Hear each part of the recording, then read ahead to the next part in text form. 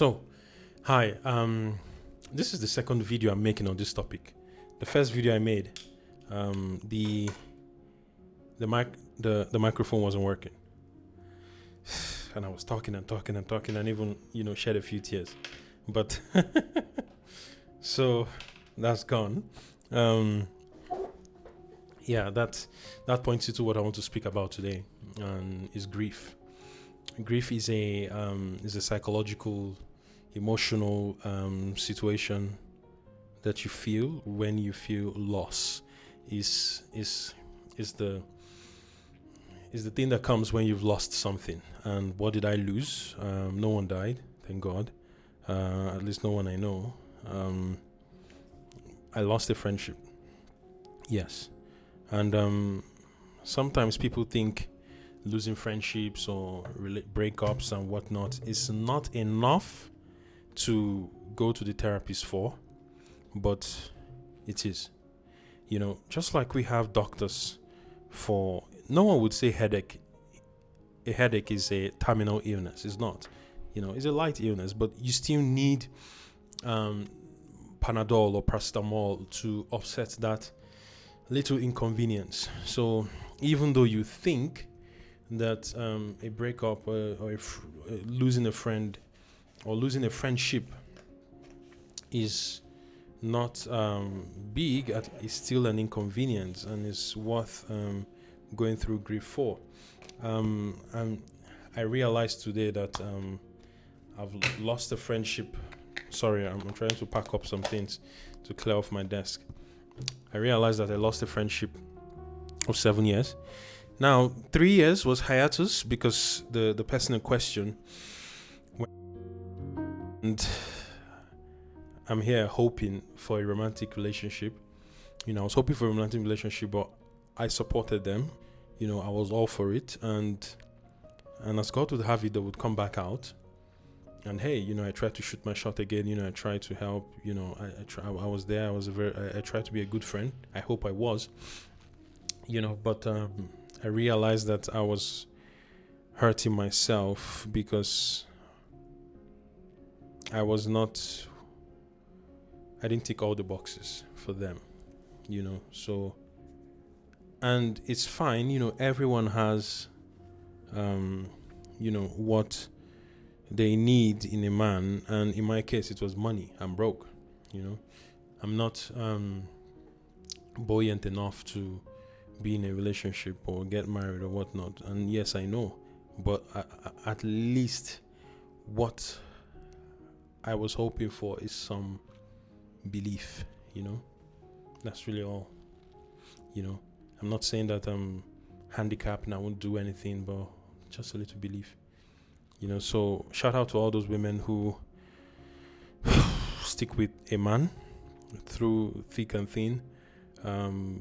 Helped him, stayed with him, grew with him, built with him, stayed with him,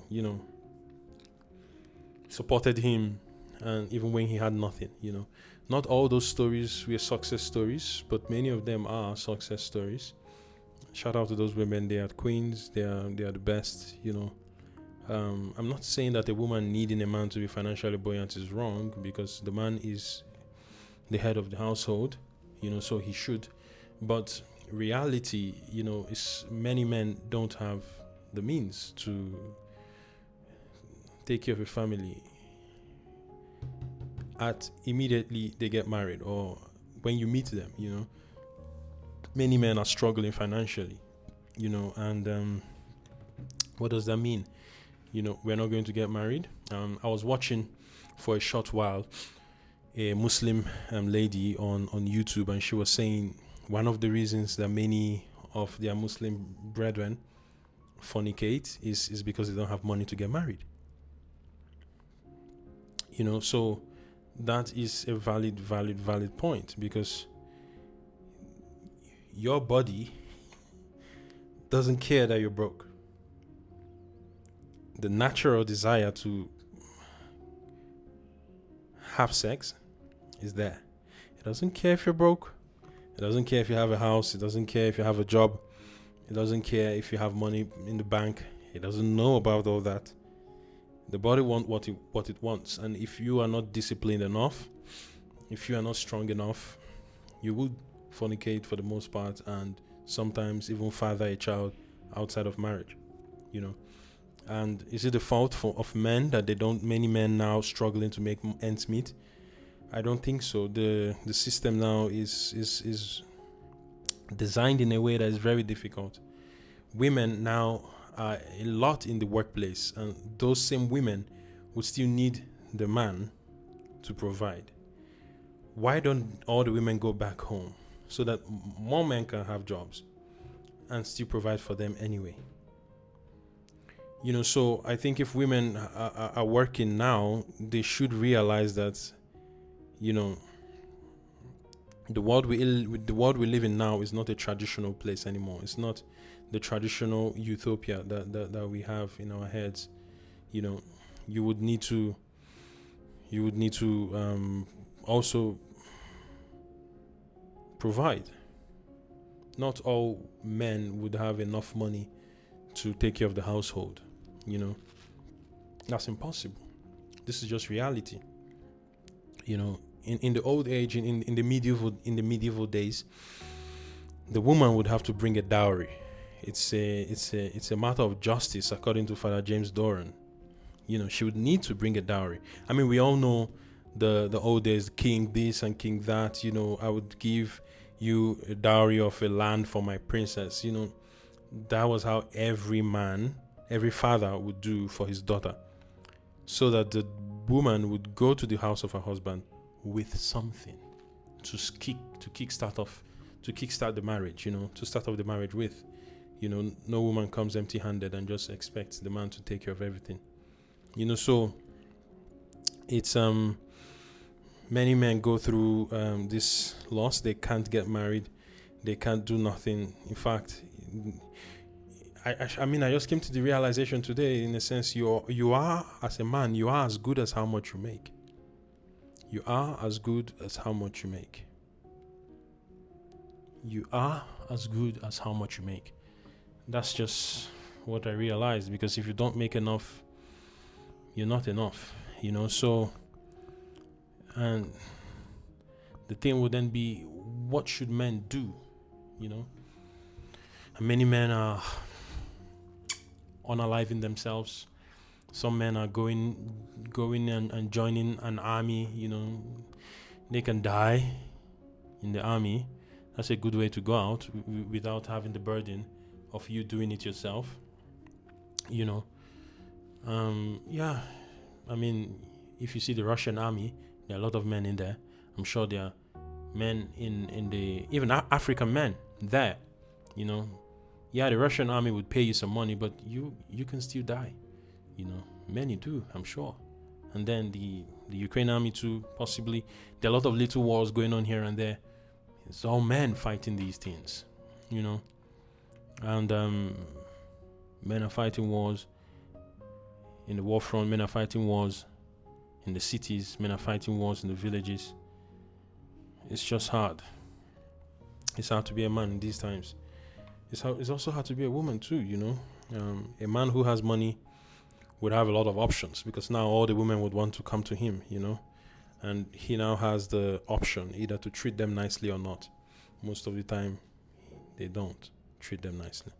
So, I'm not against this friend whom I was hoping for some romantic future with, some permanent situation with. I'm not angry with her, She's in her rights to be afraid, She's in her rights to demand that I have some kind of means to take care of her. But so I'm not angry at her at all. But I'm also praising those women who stick with a man even though he doesn't have anything. So, go figure. And grows with him, builds with him, and some of those men now are the millionaires you see.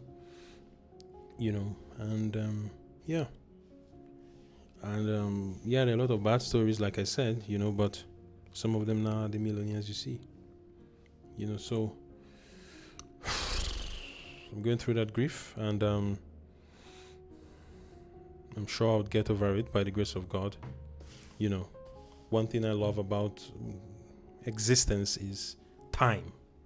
Time heals all wounds, So I just want to speak to those men who feel like shit, who feel like they're not good enough, who feel like, they don't amount to nothing because they don't have any means, who feel like maybe they should go steal, to impress their woman or to provide for their family, who feel like they should go kill to do those things, who feel like they should be dishonest, or they should, because there's pressure. There's real pressure. And not everyone has a well-grounded principle when it comes to money. So when these pressures come, people begin to do things sideways. So I just want to encourage whomever is being immoral just to make money, or whoever is thinking of it, and whoever is holding strong and waiting on God, to keep strong. We should all wait on God. We should all hope for the best. We should try to hope and work hard, learn, build yourself, put yourself in situations where you can have opportunities.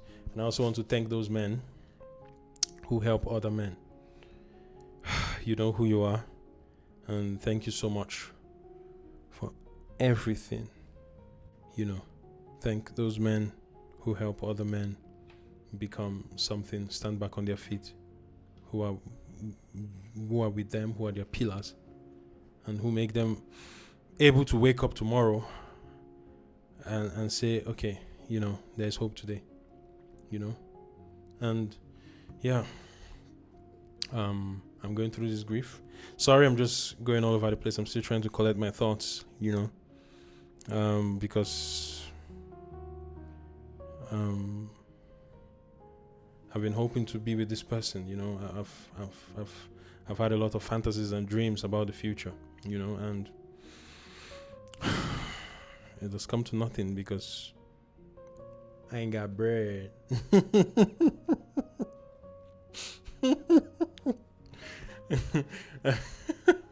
Oh man, I don't have money, so yeah, but may God help us, I would really like to meet a woman. Now I'm still broke. I just feel I would value her more, because if I go through all these struggles and then I come to some money, I don't know if I'll be quick to trust any woman who would come to me then, because I'm like, where were you when I was, crying, when I can't sleep, when I have to eat to have some sanity, because that's the only way I can get some pleasure, when I have to do some isolation, where were you? Where were you when I was carrying my cross alone? Where were you? When I was in grief, when I was lonely as hell, when I was dying under the table, when I was, just asking for a smile, for a hug. Where were you? When I needed someone to just tell me everything would be okay. Where were you? How do I know you would stay with me if I lose all my money? How do I know you would still be at peace with me? Where were you? So, I really hope I find a woman now, when I'm still struggling. Because when I make money, if I make money by God's grace, it will be difficult. to look a woman in the eye and truly say, ah, I love you. Where were you? So yeah.